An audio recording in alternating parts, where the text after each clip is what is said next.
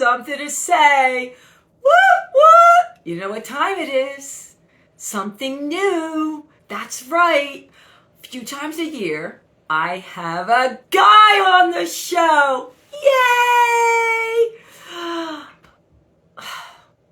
I just have to say, this guy is my bud. I love this guy. I met him through Pat Nogar. Thought, oh man, am I going to like this dude? And I went over to see what he was drinking, and there he was. Oh my God, it worked. David, how are you? Technology is a marvelous thing. All right, so I was telling him how we met. You were having some purple blue drink. We'll get into that later. But this is, you should feel very special. I only have a guy on once a year. Once a year. Really? Can you believe that? Yeah. I didn't know it was once a year. So I'm honored. Yeah. All right, well, we'll get into a bunch of stuff, but let me tell you a little bit about my pal, my buddy. David Nogar worked in railroad operations for almost 50 years until retiring from transportation business in early 2023. He currently resides in, I love this, the suburban guy, right, in Philadelphia, and devotes his time to pursuing freelance writing, the study of jazz woodwinds, and he also builds, which I did not know, stage illusions for carnival sideshows and magicians in his spare time when he's not writing, playing his horns, smoking cigars, or drinking bourbon. Yay, David! All right, so there's another first. I'm actually in David and Pat's house. That's right. We were going to do it together, but then we would have been sideways, so I'm upstairs in Pat's, I think it's, where am I? Is this her office? You can call it her office. Yeah, and you're in your office, so this is a first. I'm so pumped. All right, David, didn't we meet? Were you sitting at a bar drinking a purple drink? And then I came over. That would have been an aviation cocktail, yes. And I can't remember the bar because there's been so many of them. but yeah, it's. I've actually met more fine people in bars than just about any other venue.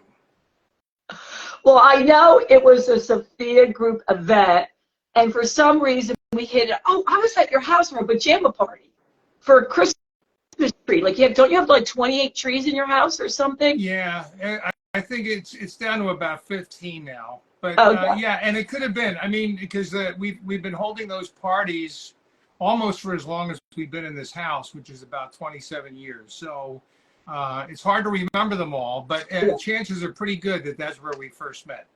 Well, whatever. We're buds now, right? I'm your Correct. best bud. Oh, absolutely.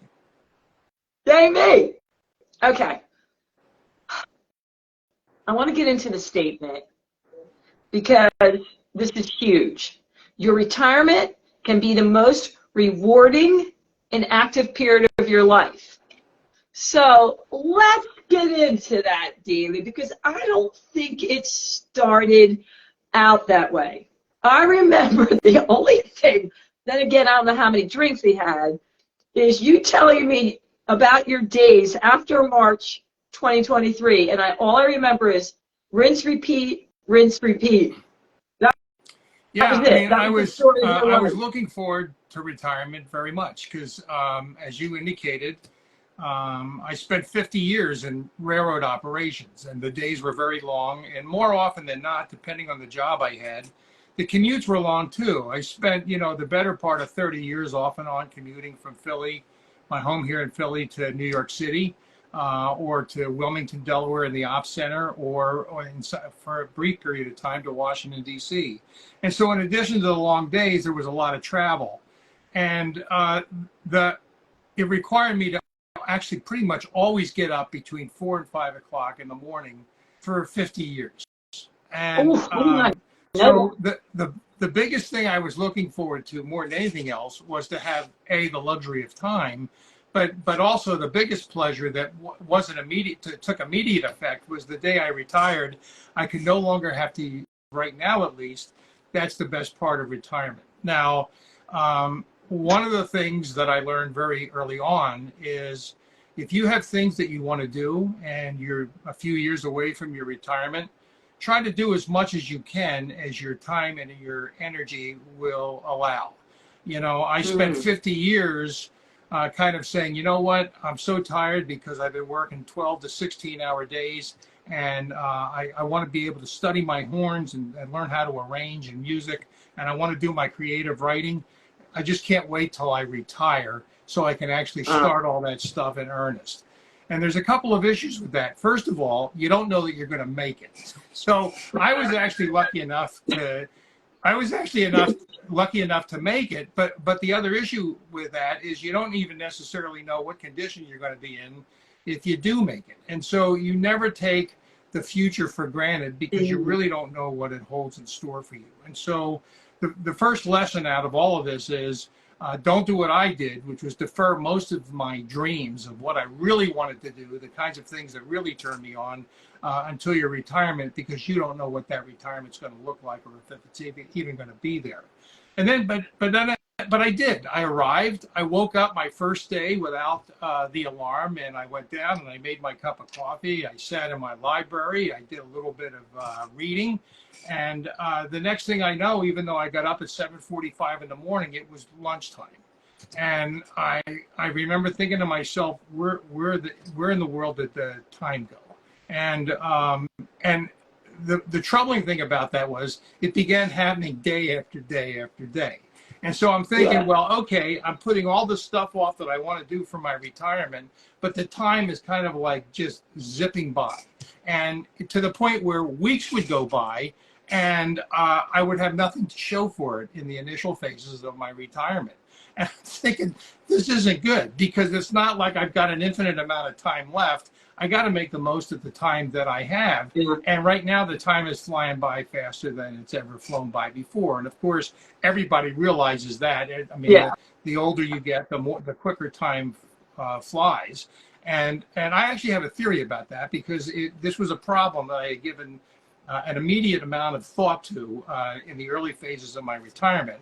And I think when you get to be my age, at least anyway, everything kind of slows down, even though you don't necessarily perceive it as slowing down. And so your thought processes are slower, your physical reactions are slower, and so it just takes longer for you to think and to actually do things. And as a result, what you used to be able to get done in 5 minutes, it now takes either 15 or 20 minutes, and that's part of, I think, where the time goes. And so what it requires, I think, is for you to just become smarter in terms of how you organize your day and budget your time. And you actually gave me a lot of helpful advice in the initial stages, because I remember when I still remember how wide your mouth was gaping open with the answers that I was giving you. You were asking me what my diet was like. And after we got past the vanilla cream cupcakes and the Asiago cheese bagels slathered with butter and 3 or 4 cups of coffee, and then you said, well, what else do you have during the course of the day? And the answer was pretty much, well, nothing else until the cigar and bourbon in the afternoon. And then you asked, what kind of exercise do I do?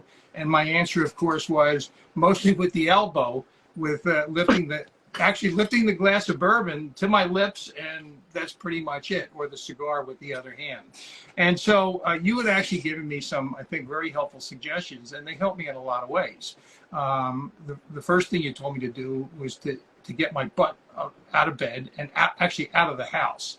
And what I learned is, and that was a really hard habit to break, because especially after working and having to get up early for like 50 years, there was nothing I enjoyed more than getting the cup of coffee and sitting in a nice easy chair or the club chair in my library and just kind of relaxing and taking in the morning. The only problem is I liked it too much, and it ended up being about 1 o'clock by the time I actually decided, well, it's time to get up and do something.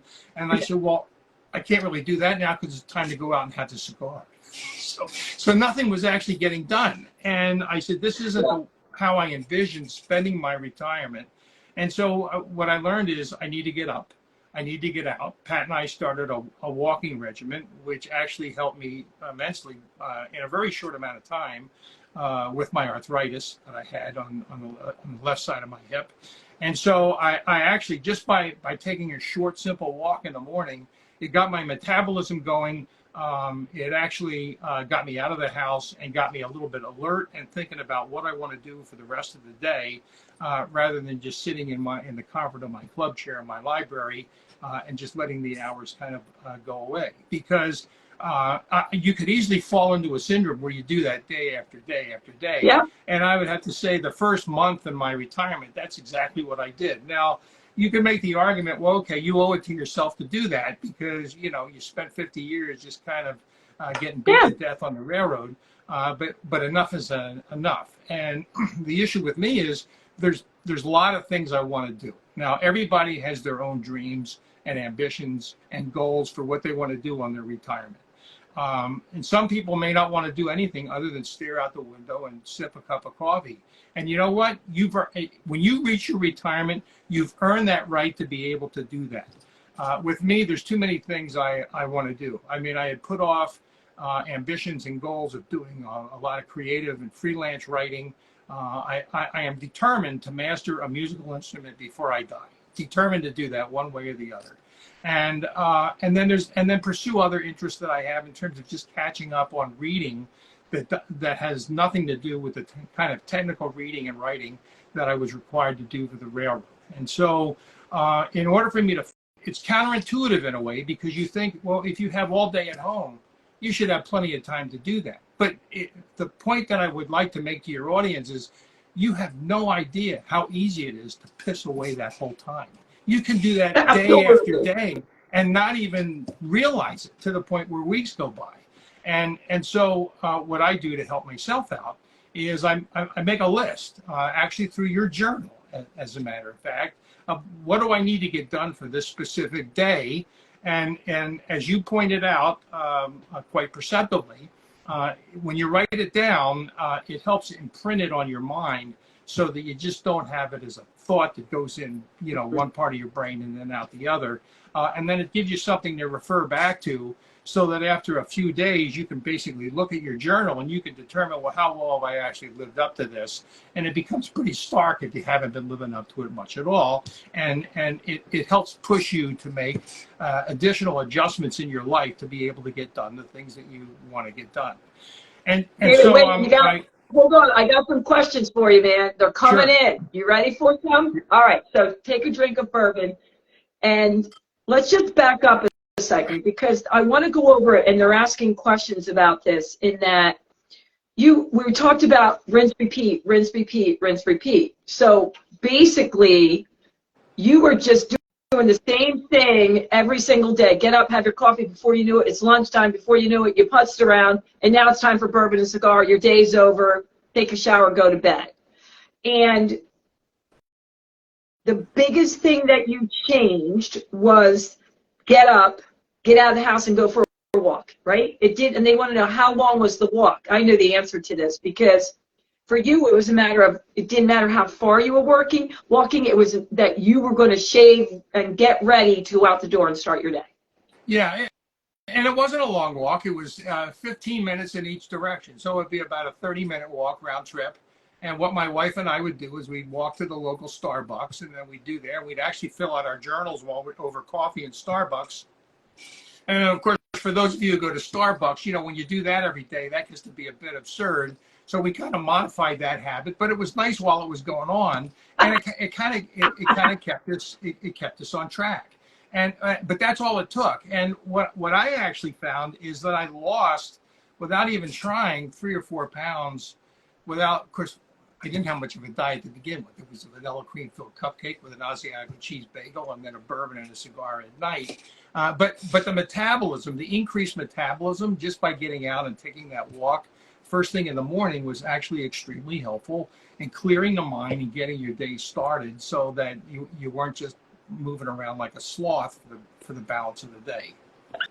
And I got it. That's actually a sloth is very analogous to what retirement can be like for many of us, because, you know, I mean, the poor sloth, it must take them a week to get from one branch to the next. So you can only imagine how fast time goes by for a sloth. Well, I mean, there were whole weeks that went by during the early phases of my retirement, and I'm thinking I didn't even make it to the first branch. So I'm actually worse than the sloth, for crying out loud. And so, and that can just happen so easily. That's the reason why I continue to kind of emphasize that to the folks who are listening in. It's easy enough to correct, but it does require a little bit of awareness, self-awareness, and self-discipline. Yeah. It doesn't have to be huge. You and I talked about that. It's not like, okay, I'm going to get up in the morning, I'm going to write for 3 hours, I'm going to play my instrument for 2 hours, I'm going to it's not about that. It's that initial, what are you going to do to get the blood flowing? And yeah, for you it's walking, but you don't have to. You could have danced around your house. It's just like that started your day. And then I saw it really take off after that with you sticking to what you wanted to accomplish, which is, how many times a week are you spending on your romantic novel? I'm there. I'm in front of the computer 4 to 5 days a week. And depending on what else I got going on and how close it is to cigar time, I'll be on the computer anywhere from 3 to 5 hours working on the. See? Oh, that's awesome.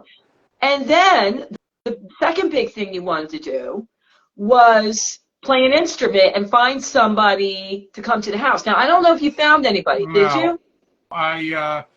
There's a couple services out, like in the King of Prussia area, for example, and you know, you fill it out online, and most instructors, amazingly to me, they don't want you coming to their house, and most of them don't have studios, so they actually come to you, which for me works just fine, because I don't want to be schlepping, you know, a saxophone and a clarinet to an instructor. Let them come to me. And I can't find anybody who's willing to, you know, travel to my house. So, and that's another situation where if I just let it go and wait for somebody to call me or keep looking for an instructor, weeks would go by and I wouldn't even touch the horn. But now when Pat leaves the house every once in a while, I take it out and I'm starting to just try to go through the self-taught route, which a lot of professional musicians have done. But, you know, the only issue with that is you can sometimes fall into bad habits, especially with your embouchure. And also, what setup are you using? What facing of the mouthpiece and what strength reed are you using? And what's actually best for me to produce the best tone? It would be helpful to have an instructor who can guide you through that. And right now I'm still by myself. So I'm still just doing. All right, well, anybody out there listening, if you know anybody, you can message us. David's looking for someone. All right, David, so I really want to home in that one action of you getting out the house, taking that walk with your wife, how it really just took off for all the other things versus not that there's anything wrong with it, getting up, having breakfast, putzing around, having lunch, putz around, having the cigar and bourbon. Because for you really felt like your days were just going one into the next, to the next, to the next. I want to know, how do you feel now about your days? There's room for improvement, and that will probably, hopefully, always be the case. But I feel that what I get done during the course of the day now is significantly better than when I actually started in the initial phases of my retirement, because in those phases I got nothing done. So, and again, that was, you know, you could actually count that as the decompression period, if you will, in your retirement. But as I indicated, enough is enough. And, you know, tomorrows are not guaranteed. So if I really am serious about trying to achieve some of my ambitions in life that I've been holding back until I reach this period, I need to get my butt in gear. And so. All right. So now, you have a few big things that you've planned and that you're doing. One, I think you and your wife, you're planning a trip to Scotland. That's something you want to do, right? We are. My wife always wanted to go to Edinburgh, and so I often thought that it'd be, with the railroad background, it would be an interesting experience to take the Royal Scotsman from London to Edinburgh. And so we're actually looking at planning a trip to do that sometime next year. When next year? Sometime? Yeah. Right now it looks like late spring. Okay. All right. I'll hold you to that. Oh, thank you. I want to know, I don't know if I should ask you live how date nights are going. I know we were like, are we going to do date night? Didn't you go into season 52 and have a date night? Yeah, we're doing them. Oh yeah. We've had the first two. And so date night is technically scheduled again for tomorrow. And I will just check with Pat. It's actually her turn to make the reservation, but frankly, as long as she's free tomorrow night, I'll even be happy to make the reservation for her. Oh, that's so cute. Yeah. All right. Now we have to go to something that's coming up, I think, next Wednesday, September 20th. Correct. We got to dive into this story, the jazz singer. I really do forget how you even went down that rabbit hole. Well, I did. Folks probably know, I guess. I have a blog. I have a website, theamericanflâneur.com. And back in 2018, I did an article on a jazz singer of some note by the name of Helen Carr. She was a jazz vocalist in the 1940s and 50s. She recorded with some significant jazz artists such as Stan Kenton, Charlie Mingus, Charlie Barnett. Don Trenner was actually her husband for a while until the mid-50s when they divorced, but he was her piano accompanist. And she died at a very early age. She died from cancer in 1960 while she was actually singing with Charlie Barnett, as a matter of fact. And she died apparently alone. She died in New York City in Roosevelt Hospital. And I did the article, the blog post, kind of as a tribute to her because it was kind of interesting. I had come across her in on a website called Obscure Jazz Singers. And I had always heard the name Helen Carr, but without ever really knowing exactly who she was or what she did. And there was a lot of misinformation out there about her. I mean, some people didn't even know how, they certainly didn't know where she was buried. They didn't know how she died. Some thought she died in a car accident. Others thought that they had heard that she had died from cancer, which is what actually happened in the case. But anyway, I wrote an article as a tribute to her, and she recorded 2 full-length albums on the Bethlehem label in the mid-1950s and that are still in print. You can get them off the iTunes store, Spotify, and I think there's another album that's been released that's a compilation of all of her Bethlehem recordings that's actually available now. I think that one happens to be an import, but you can also download and stream that too. And she actually has a very pleasing voice and a good jazz quality. So I did that as an article just to increase the awareness of this mystery vocalist, Helen Carr. And this is one of the interesting things about the internet. The article was read by her niece, who lives in Washington State. And she contacted me, and we actually started a correspondence. And it was actually through her help that I was able to find out a lot more information about Helen Carr in terms of her life and her career and stuff like that. And so what I determined I was going to do was to try to find out.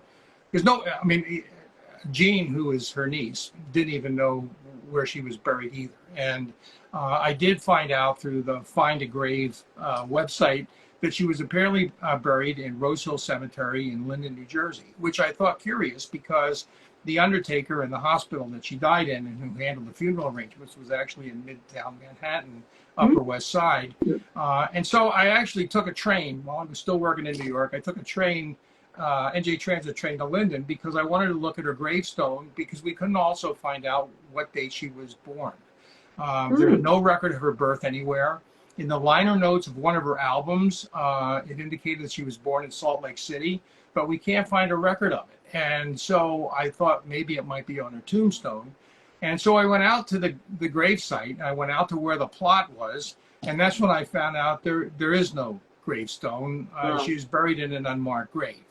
And I'm thinking to myself, you know what, this is this is an issue that's begging for a solution. And so through the good graces of Jean and her help, without whom I couldn't have gotten any of this stuff done, we decided to put a tombstone or a grave marker on her plot. And we chose next Wednesday to do it because it's September 20th, and that will be the 63rd anniversary of Helen Carr's death. We had originally planned to do it in 2020 for the 60th anniversary, but then we were all locked down at that time, and so that kind of threw everything off track. And so we're back on track now, and we intend to have a Christian burial service and a dedication of the gravestone on Wednesday afternoon next week at the cemetery, and hopefully that'll be one thing that needed to have been taken care of for a long time, but finally will have been. That is so nice of you. I mean, come on. It's not without precedent because everybody says, Dave, nobody does this. Well, actually, there's one. It's actually happened a couple times. But Bessie Smith is an example of another jazz artist who was in an unmarked grave for 33 years in actually a cemetery in Upper Darby until Janis Joplin decided to get a tombstone placed on her grave. And she paid for it along with a woman by the name of, I think it was Juanita Green, if I'm not mistaken, who was actually a woman who worked for Bessie Smith in her early years when she was living in Philadelphia. And so these kinds of things have happened before. And, it's obviously, it's not about me. The only thing about me that wanted me to do this was the fact that you reach a certain point in your life where, at some point you'd like to be able to leave good things behind that will outlast you long after you're gone, right? And so I don't have much to leave. But at least maybe I can at least leave this, and it will do some good for somebody, and it will allow people to at least know that who have an interest in Helen Carr and who may listen to her records now and read the blog post that kind of clears up where she is, what happened to her, and what's the deal. It puts a period at the end of the sentence, if you will. Yeah. So that was really well. Well, I think it's very cool. Very cool. So, David, I just want to say I am honored that you were our male for the year. And I'm hoping that you inspire many to, number one, which I'm taking notes here of like major things to inspire people with, is one, don't wait until you retire to do all these things. Like, don't build them up. Like, start them now. And then once you do retire, it's okay if you just rinse, repeat for a little bit, but then find something to start your day so that you're not just going, what did I do? Where am I? Okay, it's time for bourbon and cigar. Nothing wrong with that, but hopefully there'll be a lot more in between. Now, before we go, because I know it is almost time for bourbon is cigar. Well, it's actually, the bourbon's already started. It's just I can't light up. Where's the cigar? Outside, huh? Where's the cigar? It's right here. Oh, party. Okay. Party Steve. All right, but before you do that, tell them that the thing that matters most to me, because I watched you do it, is the setup. How long is the setup? There's this whole thing that you do with the water and the ice and the tray and the music. My wife reminds me every time I do it because she keeps asking me how many times you're going to go in and out of the house setting this thing up. And I actually try to expedite it as much as possible. I actually have a tray set up, which would be a little bit cumbersome for me to show everybody to now, but it's got everything. It's got the cigar cutter, it's got the coasters for the different, for the porcelain glass, for the cocktails, and then you always want to have ice water to drink with it. The cigar torch, you know, everything that you need to kind of set up. So I like to have it. And then, of course, the all-important Marshall Bluetooth speaker so that you can play the jazz tunes while you're puffing away. I try to get all that stuff on a single tray and take it out. But then, you know, there's always something you got to go back and get. So what I've learned a long time ago is never take the tray out with filled glasses on the tray, because they will end up probably broken and on the ground. And so that's one of the reasons why I have to make numerous trips. And then, you know, I save choosing the cigar for last, and then whatever kind of strikes me that particular afternoon, I'll just go in and light it up, and away we go. And I find it to be, I know people may look down on the fact that it's an unhealthy habit, but I will say I never really smoked anything until I was in my early 60s. And then I tried my first cigar at Club Macanudo in New York City. And I kind of tongue-in-cheek asked the cigar sommelier, because, you know, they give you a cigar menu, and it says how long, you know, it gives you a description of each cigar. And this one particular cigar said it has a velvety texture on the tongue. So I kind of smirked, and I said to him, what's this velvety texture? I said, you know, it's smoke. If anything, it should be biting, or it should basically burn your tongue. Yeah, because, well, why don't you light one up and find out? So in typical New York fashion, so I did, and by God, it was a velvety texture rolling all over my tongue. So I actually started getting into this, and I actually find my cigar and my bourbon and my jazz tunes in the afternoon with the fountain going in the background. Yeah. I've had some of my most profound thoughts of life during those sessions. And so I look forward to it. You know what? I am all for it. And there'll be like the health, fitness, wellness chick. I'm like, because I saw you out there. It's like bringing you such joy and peace. And when you're out there, it's a whole, you're not just out there for 5 minutes. How long are you out there usually? Most cigars will last me either anywhere from 90 minutes to a Padron number 1 will last me 3 hours. Okay. So I love that you have it routine. I love it. And it has a very calming effect. So, and yeah, you never inhale a cigar, otherwise they will kill you. But really, all you do is you roll the smoke around in your mouth and kind of blow it out, and just enjoy that. And it's a wonderful thing. You know what, David? I wanted to tell you. I don't even know how long we've been on, because for some reason it's not working. The clock. Well, it's my clock says 3:32. Oh, by the way, there's one more thing to tell you before we leave the subject of cigars, and that is, do you know that over 30% of cigar smokers in America today are women? I believe it. They look cool. It's the coolest thing you'll ever see. I've been trying to convince my wife to do it, and she's not going to have any of it. But she's also a reformed cigarette smoker, so that would be one of the reasons, I think. Yeah, I'm not going to do it, but I do want to just sit there and hold it, because it's so cool. All right, well, we got to go. Downstairs. Right on time. I just knew it was like 30 minutes. Before we leave, is there anything you want to get in that we didn't get in? I think anything that would start me talking again, we'd need to do another podcast. Okay. Well, maybe we'll do that. But big takeaways. We have big takeaways, and we got everything in that I want to get in, and I'm going to just home it into you guys. Don't make a big, hairy deal out of things. Just getting up and getting out for 5 minutes, walking around your house, dancing around will start your day. And as far as journaling, you know I'm a big component of journaling. Again, you don't need to write a novel. It's 1 minute. Just write down what you want to do that day, what your goals are.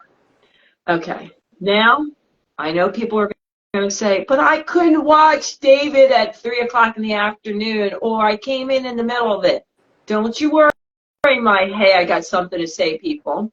When we're done here, I will record it, and I'll put it on all the sites. It'll be on Instagram, it'll be on Facebook and LinkedIn and TikTok, and also send it to David. And then David and I would really appreciate you sharing, liking, and rating it. Cool beans? Cool beans. All right. Until next time, you know what I'm going to say. Bye, David. And toodles. Thank you very much for the opportunity. Loved it. It told you it went by like that. Yes, it did. I'll see you in a minute downstairs. Got it. Here we go.